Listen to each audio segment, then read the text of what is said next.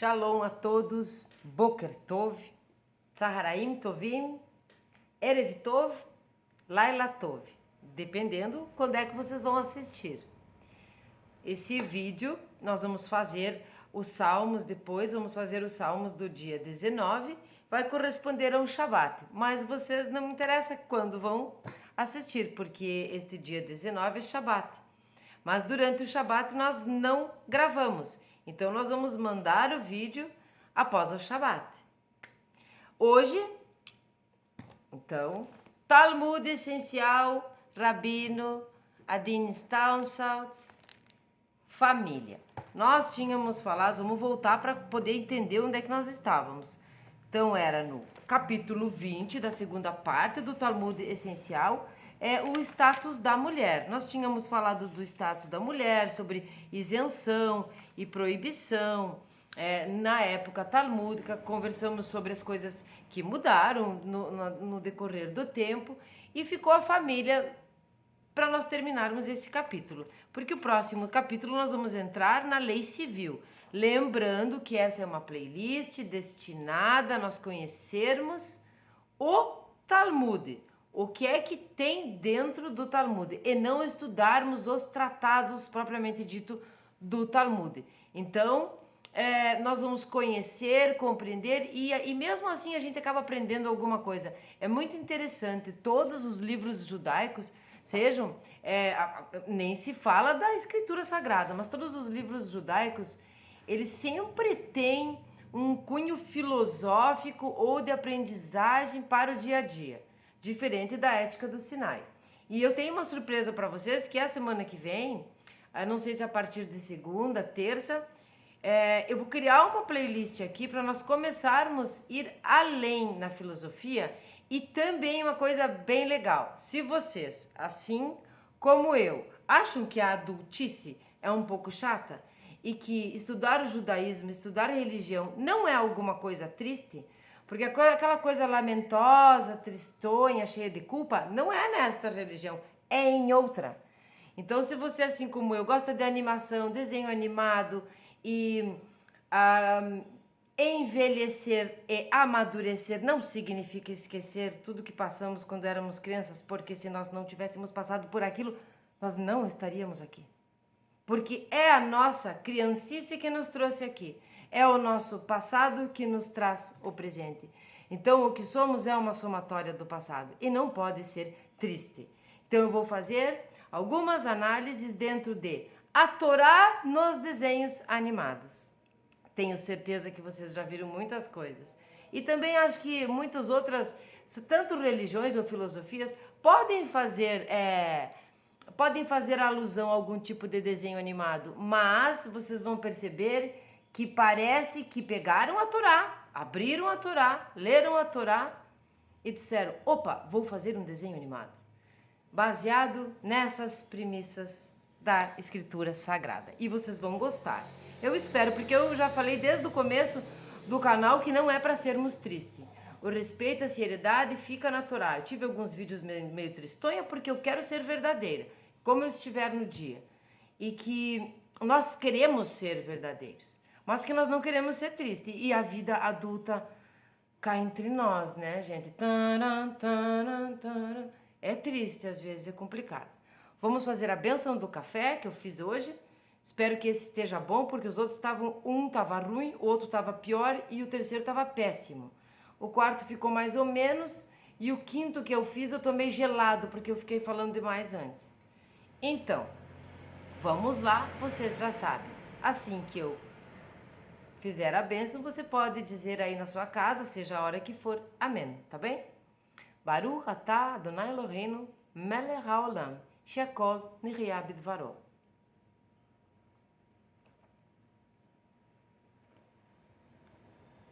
Já sabemos que eu posso proferir o nome de Adokai naquele momento, porque eu estava fazendo a bênção de verdade. Esse café ficou bom, gente. Esse café ficou bom. Então vamos lá, vídeo 2, família, não é longo. É para nós fecharmos esse entendimento de como era o status da mulher. Então nada melhor do que entrar na família, porque as mulheres, tanto no Talmud quanto na nossa vida, são muito importantes dentro da família. Consideramos em todos os âmbitos dos relacionamentos, a mulher como um alicerce. Quando vocês enxergarem, ou dentro da sua própria família, às vezes acontece, daquela mulher, aquela mãe, sei lá, aquela mãe, aquela tia, alguém que você conhece, não parecer ser o alicerce da família, parecer que ela faz a confusão na família, essas são exceções, tá? As mulheres são o alicerce do lar. Vamos lá então ler sobre a família. Do ponto de vista social, já entramos no ponto de vista social, a família, a unidade macho-fêmea, tá? É o que nós estamos falando aqui. Então você aí que tem uma família que não é exatamente assim, aprenda, só conheça como é o Talmud, porque aqui no meu canal não existem nem preconceitos e nem conceitos formados sobre julgamentos de pessoa nenhuma, ok? Vamos conhecer o judaísmo. Do ponto de vista social, a família, a unidade macho-fêmea é o núcleo da vida, meio óbvio, né? Para todo o resto que vem depois de uma união macho-fêmea. E toda discussão deve tomar em consideração os dois lados dessa unidade. O relacionamento emocional e espiritual entre marido e esposa também é levado em conta não apenas no que se refere à criação dos filhos, mas também do ponto de vista do casal. Quero dar um adendo. Lembrem-se, os fiéis escudeiros que seguem o canal em ordem dos vídeos, sabem que falamos sobre alma gêmea, sabe que falamos sobre a monogamia, porque não tem como você ter várias mulheres, muito menos vários homens, se você é um judeu, uma judia, religioso e religiosa. Por quê? A crença lógica está em que Adão Arishon e Ravá se uniram, metaforicamente falando, numa carne só, numa só carne. Então, o judaísmo crê, acredita e incentiva o encontro de almas gêmeas, né? Então, é além de só criar filhos, mas também esse vínculo, casamento extremamente santificado no judaísmo. Isso é uma coisa que realmente me encanta. A minha pessoa, tá? Minha opinião. O Talmud cita o caso de certa mulher que se casou com um erudito, prestem atenção, aquelas histórias que só os judeus têm, né? Só as histórias judaicas. O Talmud cita o caso de certa mulher que se casou com um erudito e costumava enrolar o tefilim no braço dele. Sabemos o que é tefilim, né? Os filactérios enrolados no braço, com o totafote e tudo mais. Ela enrolava para o marido, ela ajudava ele, tá? Após a morte do marido, casou-se com um coletor de impostos. Aqui está entre parênteses, ó, ocupação que os sábios associavam a avareza e extorsão. Fecha parênteses. E agora toda manhã colocava uma braçadeira de coletor no braço do segundo marido. Quer dizer, o vínculo com o marido, o serviço, a generosidade, a gentileza dela continuou. Com relação a esse que era um coletor de impostos, nós vamos entender mais adiante. Por outro lado, o Talmud cita o exemplo de um homem piedoso casado com uma mulher piedosa. Lembra a piedade, né? Hassidim, que é piedoso, não é só bondoso, tá? Depois de se divorciarem, ela tornou a casar-se e guiou o novo marido pelos caminhos da virtude. Ela já é uma mulher diferente daquela de antes, né? Ela indicou o caminho. Ela guiou o marido no caminho da virtude. Enquanto o primeiro marido se casou com uma mulher má que o corrompeu. E aqui também vou dar mais um adendo. Sobre mulheres e homens, sabemos que a influência emocional, sentimental e nas atitudes que uma mulher pode ter com relação ao homem, geralmente ela é mais efetiva, tá? Do que de um homem com uma mulher. As mulheres têm um feitiço no olhar, no bom sentido, tá, gente? Do feitiço do olhar. Esses dois exemplos da reciprocidade de relações apontam para uma avaliação que não é só realística do papel e condição da mulher na família. Embora houvesse poucas maneiras com que mulheres pudessem expressar-se na vida pública, sua influência prática era considerável e isso não era desaprovado nem disfarçado. Há muitas histórias sobre a voluntariosa esposa do Rav Nachman, que era uma descendente da família do exilarca e não procurava esconder sua influência e poder, insistindo em ser tratada com o devido respeito. Muito bem. Sob a impressão de que o importante erudito de Israel, Ula, a insultara. Ó, vamos ler de novo esse pedaço aqui, para não fazer bobagem. Sob a impressão de que o importante erudito de Israel, Ula, a insultara, mandou-lhe uma mensagem insultuosa, que está entre aspas, tá? Os andarilhos estão cheios de palavras como os andrajos estão infestados de pulgas. Ui, uma mulher que se dava o valor, né? Poucas mulheres poderiam permitir-se tal franqueza, para não dizer rudeza, mas a história atesta a influência universalmente reconhecida das mulheres no período talmúdico. Aqui é o período talmúdico, nós estamos estudando, conhecendo como são, o que existe e o que foi compilado no Talmud da Babilônia. Mas, novamente, eu vou querer dar um adendo, dizendo que quando Abraão recebia as pessoas, falava a palavra, Sará fazia o mesmo com relação às mulheres. Então, tanto a influência feminina como a erudição, embora não pareça, feminina, e a sua sapiência mesmo e a importância dentro das comunidades sempre existiu. Alguns problemas que acontecem, como ali, ou um machismo, ou um sei lá o quê, isso é próprio do ser humano, que precisa ser corrigido, né? Por isso estamos aqui. Tomar mais um cafezinho, não vou dar pause, porque vai saber se não tá chiando. Aí eu perco tempo. A Ketubá, lembram? A Ketubá que eu mostrei para vocês, linda, maravilhosa, o contrato de matrimônio judaico. A Ketubá padrão não privava a mulher da propriedade de seus bens, se bem que a administração dos mesmos, salvo a especificação em contrário, fosse confiada ao marido. Vimos lá atrás que ela pode administrar tudo, tá? Ela pode tudo, tá? E ela não perde isso, é dela, tá? Mas ela pode delegar essa administração ao marido. Dado que a mulher casada não perdia o direito de aparecer como litigante nas questões de direito civil. O Talmud enumera muitos casos em que as mulheres eram parte ativa em disputas fiscais e não necessariamente em questões de lei matrimonial. O grau de subserviência da mulher ao marido é claramente definido por uma rede de leis que não alteram basicamente o equilíbrio de direitos e deveres depois do casamento.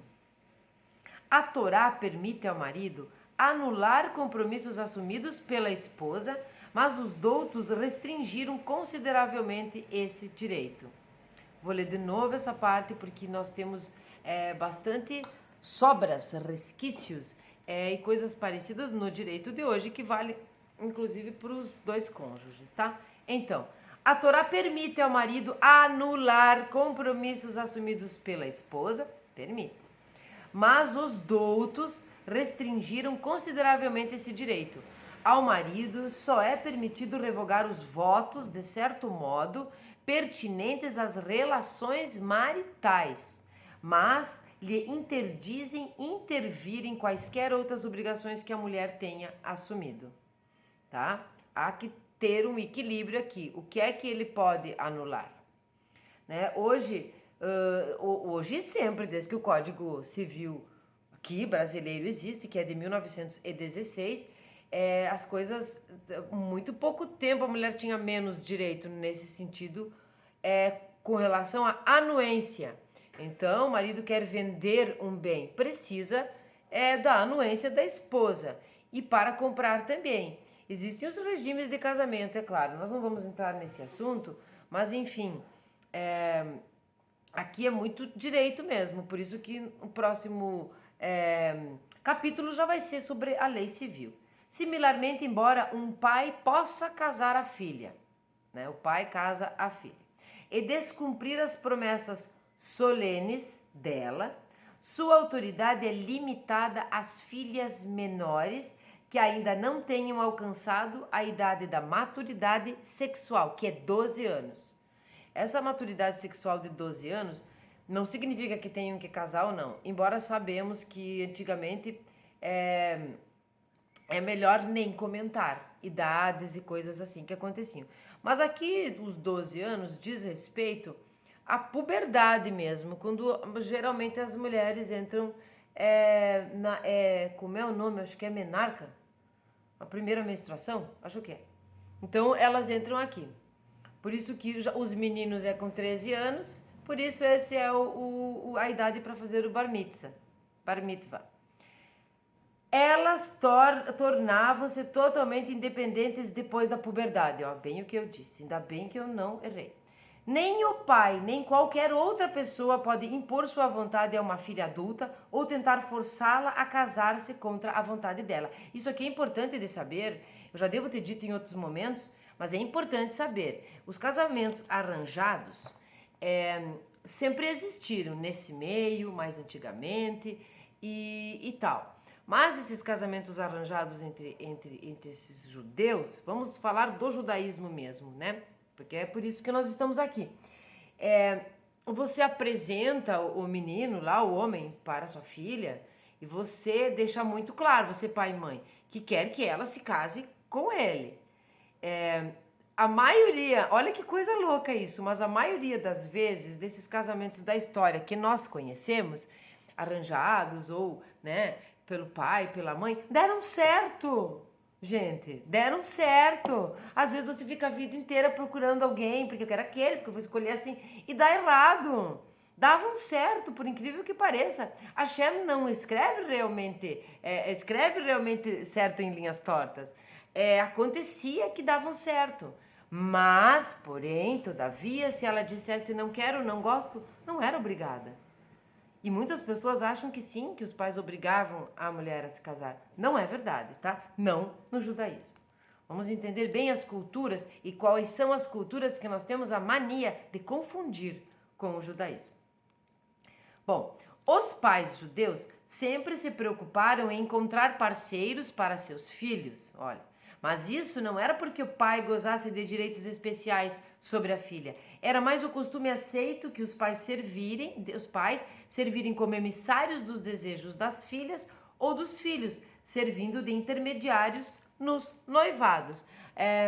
Existem alguns entendimentos sobre que eram coisas políticas, assim, e tal. Depende em que momento da história, eu não vou saber exatamente falar de anos e tal, mas dependendo do momento da história, o cunho não era político, o objetivo não era político, mas era de fortalecer famílias ortodoxas, famílias que se davam bem, famílias que tinham o mesmo entendimento religioso e tudo mais, tá? Pessoas amigas e tal. Mas, lembrando, incrivelmente davam certo, não errado, os arranjados que aceitavam. Vemos assim que os sábios talmúdicos não consideravam as mulheres como seres inferiores, e sim, como um sábio o expressou sucintamente, aspas, uma nação à parte. Já ficou bonito isso. Admitiam que havia um sistema feminino separado de ideias, regras, não é ideias, é ideias. Que agora tiraram o acento das ideias, eu fiquei pensando que era ideais. Sistema feminino separado, eu já tinha lido isso e já tinha lido ideal. De ideias, regras e orientações gerais de conduta, diferentes em certos aspectos das dos homens. Aquela velha história. Então, que conduta, até mesmo recato e tudo mais.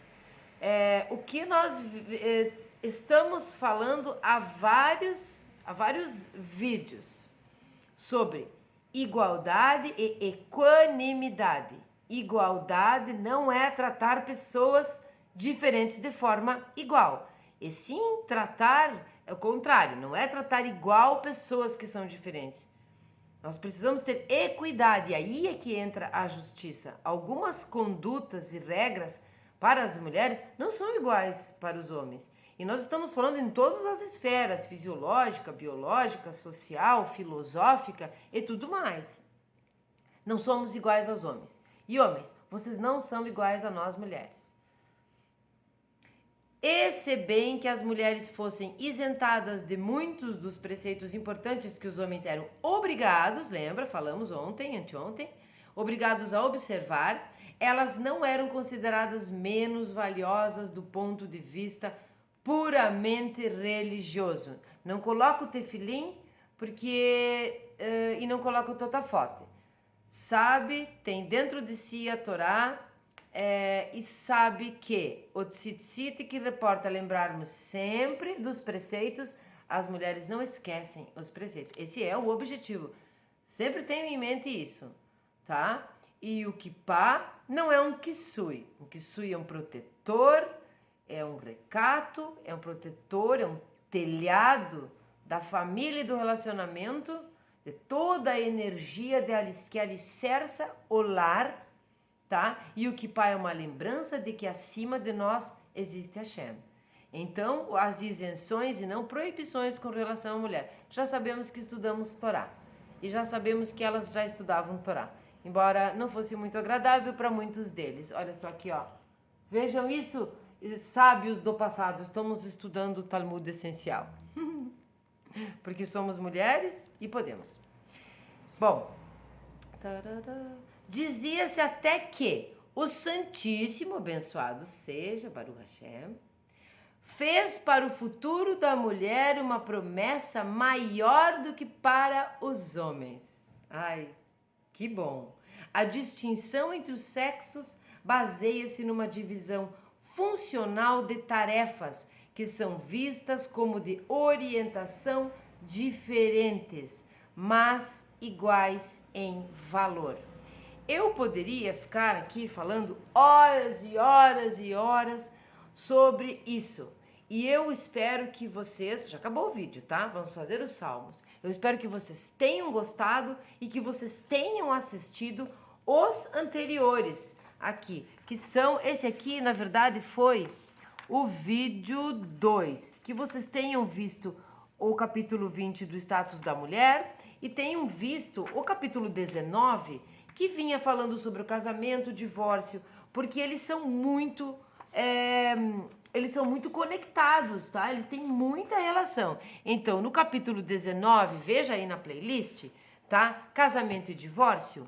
Nós vamos começar ali, até chegar aqui, onde eu terminei hoje, para depois começarmos a lei civil, algo muito junto, muito correlato, né? Você entrar sobre o casamento, o divórcio, entender o status da mulher e poder ver aqui sobre a família. Então, eu poderia realmente ficar horas falando sobre essa parte da igualdade, da equanimidade, de que não se sintam inferiores, nem antes, nem depois, nem ninguém é melhor, nem pior. Temos funções diferentes. Funções diferentes. E se você, que é mulher, está me assistindo e porventura acha que isso na sua prática não funciona e você está sendo inferiorizada por algum motivo, sem problemas. Levante a sua cabeça, olhe para frente e veja quais são as suas funções, se coloque no lugar e se valorize. Ponto final. Mulheres não querem ser homens, homens não querem ser mulheres. Porque quando nós brincamos de ser Deus, nós não acreditamos que Ele é o comandante de tudo. Então somos nós. Então não precisa existir Hashem. Eu escolho se sou mulher, eu escolho se sou homem. Não, nós não escolhemos isso. Nós escolhemos a melhor maneira de interagirmos e fazemos o côncavo e o convexo funcionar. Cada um tem a sua função, porém os valores são idênticos. De repente nós temos mais valores do que vocês homens. Não, eu estou brincando, porque não temos. Todo mundo tem um valor bem grandão.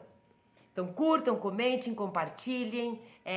Vou ficar pedindo para comentarem, mas parece que não querem, não comentam nos vídeos. Aproveitem bem o estudo, estudem, tentem colocar na sua vida prática. O Talmud não é fácil de fazer isso E não percam que a semana que vem nós temos essas novidades. Alegria no rosto, alegria na nossa vida. Nós não somos nem judeus pela metade, somos Bnei Noach, caso Batenor. E não somos uma criança presa no corpo de um adulto. Não estamos presos. Nós somos uma somatória do nosso passado e por isso nós vamos falar de Torá nos desenhos animados. E com muito prazer e felicidade eu vou fazer isso. Capítulo 19. Nossa, eu estou no capítulo 19, me desculpe. Perdão, Senhor Asher. Salmo 19. Ao mestre do canto, um salmo de David. Os céus proclamam a glória de Deus e o firmamento atesta a obra de suas mãos. Um dia ao seguinte transmite esta mensagem. Uma noite a outra a comunica. Não é linguagem humana, não há palavras e som algum é percebido. Mas por toda a terra ressoa o que dizem, e a todos os confins chega a sua mensagem. Para o sol assentou Deus nos céus uma tenda. Ele é como o noivo que sai da câmara nupcial, e como um herói ansioso para percorrer seu trajeto.